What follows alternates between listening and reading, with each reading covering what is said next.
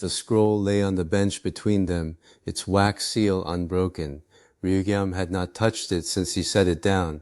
A deliberate thing, that restraint, the way a man who knows the weight of an object lets the object do the speaking. Lady Yun, his voice carried the particular warmth of someone who has rehearsed warmth. Forgive me, they tell me you prefer Metrologist now. A pity, it scans so much worse. He folded his hands inside his sleeves. I have not come to threaten you. That is the Hierophant's office. I have come to give you back what was taken. Everything. It is all here, and it is real, and it is signed. Seo-rin's hands were resting on the scroll's edge, fingers touching the wax without pressing. She had not looked up when he entered. She looked up now, and what she saw in his face, the offered warmth, the careful patience, told her exactly how much the court needed something from her. The Yun seal, her voice did not waver. You unsealed my dead to come bargain with me. She did not open it in front of him. She did not need to. She already knew what the scroll contained, because the only thing the court had ever had to offer her was her father's name, and the only price they had ever charged was the same price they were charging now. She turned away from Ryu Gyeom, just slightly, the way you turn from a lamp that is too bright for close work. Her thumb moved along the wax seal's edge. They'll let me carve honored back onto your stone, father. She did not say it aloud. All I have to do is agree that the gauge in my hand is a lie. Ryu Gyeom was not finished. He had not come this far to be finished by silence. You think this is about you? He let that land before he continued. It isn't. It is about your dead. They cannot grind a gauge to defend themselves.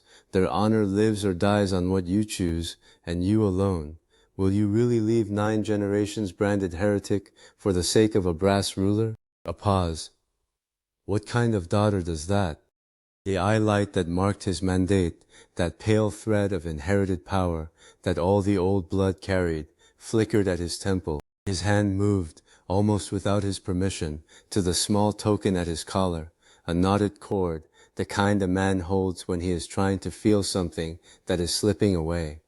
He let his voice soften. Come home. It is not too late for either of us to come home. It was, I thought, the most honest thing he had said. The either of us was real. He was not performing sympathy for her benefit. He was watching her from the far side of a river he could not cross, and he genuinely could not understand why she was not reaching back. Pyo Eun-ha had been standing near the far wall, beside the rack of reference blocks, in the way she had of occupying space without claiming it. She waited until Ryu Gyeom had finished. Then she spoke, and she spoke to Seo-rin, not to him. I will not tell you what to do. Her voice was level, the way a plumb line is level, not because it is trying to be, but because that is what it is. Anyone who tells you what to do with your own dead is a thief, but I will tell you what I know, because it is a number, and numbers do not flatter. She glanced once at Ryu Gyeom, not unkindly. He is not offering to unburn your father. Your father is ash. He is offering to let the men who burned him decide, again, what your father meant. That is not restoration. That is letting them own him twice. Seo-rin was quiet for a moment. And if I refuse, he stays a heretic forever. He stays whatever you make true with the rest of your life. Pyo's voice did not change pitch. That is the only honor the dead actually get, not the word on the stone, the work of the living who loved them. I had heard Pyo speak like this before, in the weeks after she had told us what the court had taken from her own family, not in grief, but in the flat arithmetic of someone who has already done the accounting and is simply reporting the balance. She and Seo-rin were not alike in most ways, but they had both learned that lesson from the same teacher, which is to say from loss, and from the discovery that the thing you had been told would console you was a different kind of wound. Seo-rin turned to me. I had been at the bench doing nothing useful, which is what you do when you are waiting for someone else to finish something that is not yours to finish. You're not going to tell me to stay? No. I set down the caliper I had been holding. You'd always wonder if you stayed for the works or for yourself, and you deserve to know. I kept my voice even, because this was not a moment for anything but even.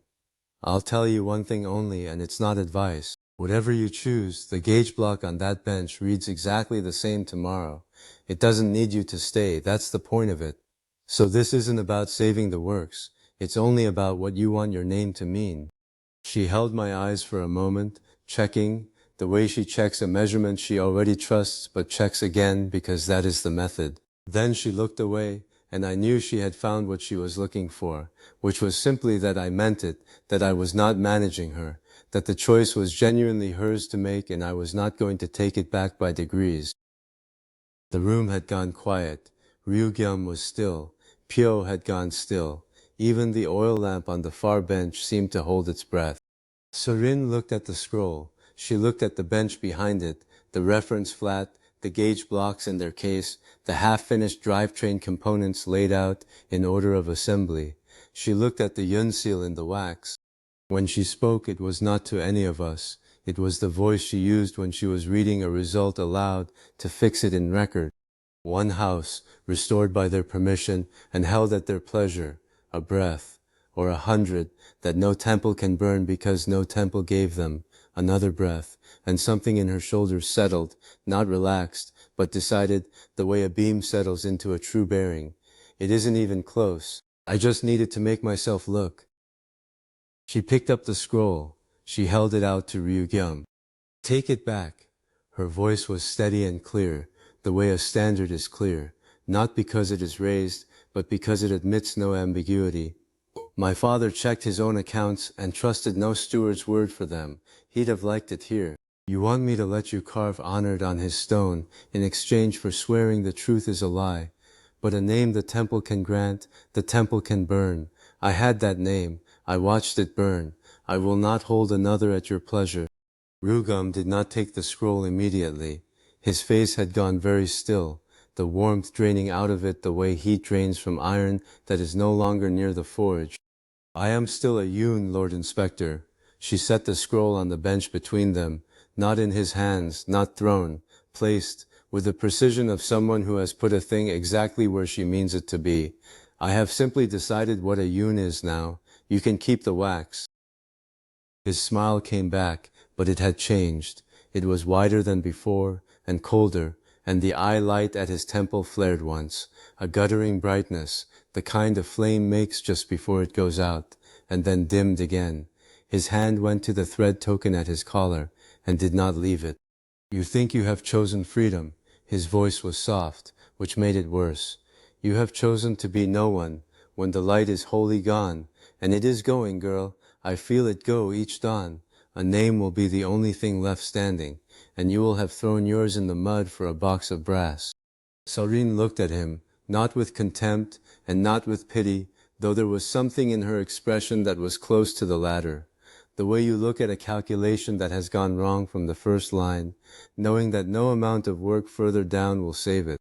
No, Lord Inspector, when the light is wholly gone, a name will be worth nothing, and the thing anyone can measure will be worth everything. That's the part you can't let yourself understand. She held his gaze without effort. It's why you're drowning and I'm not. He left without answering. The door did not slam.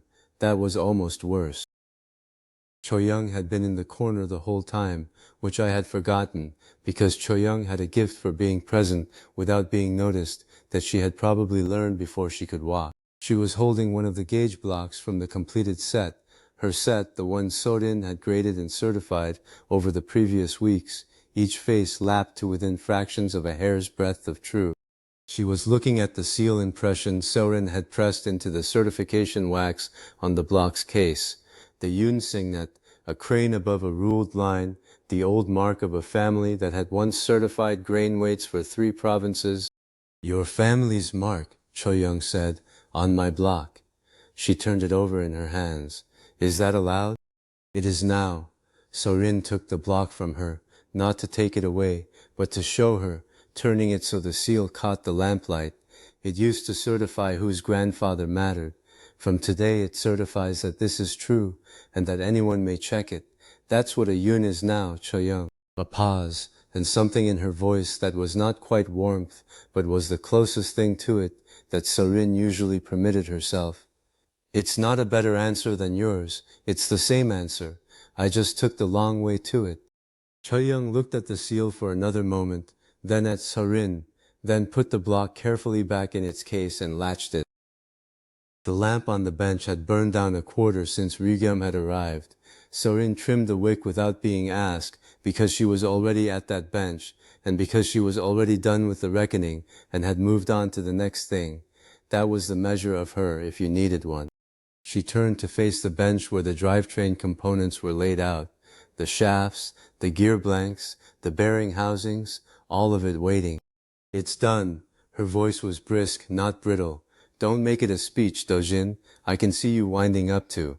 She looked at the components with the focused attention she gave to anything that needed grading. We have an engine to earn. Show me the drivetrain. Every part on this bench needs a grade and a number before any of it turns, and I'm the only one who can give it one. So, where do we start? I let go of whatever I had been about to say. It would not have been adequate anyway. Bearings, gears, and shafts, all of it, on one bench for the first time. I came to stand beside her, looking at the same array of parts. We start by finding out if everything we've learned actually fits together. She gave up a name carved in 9 generations of stone. I thought about that later, when the lamp had burned lower, and she was at the surface plate with a bearing housing and a set of gauge pins, working through the fit of the first shaft journal, with the same unhurried attention she brought to everything. The scratch of the gauge pin against the bore, the slight resistance that told her the clearance was within grade, the notation in the record book, her hand steady, the Yun seal on the cover. She would spend the rest of her life making that name mean something they could never have granted her anyway. The court had offered her the word honored on a stone, held at their pleasure, revocable at their need. She had chosen instead to make the word mean what she said it meant, proved in brass and record and the work of her hands, checkable by anyone who cared to check.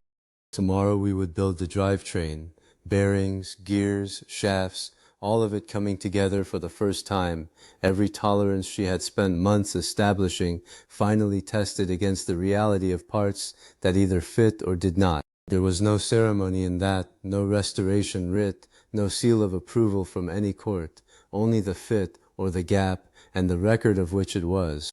We owed her an engine worthy of what she had just paid for it.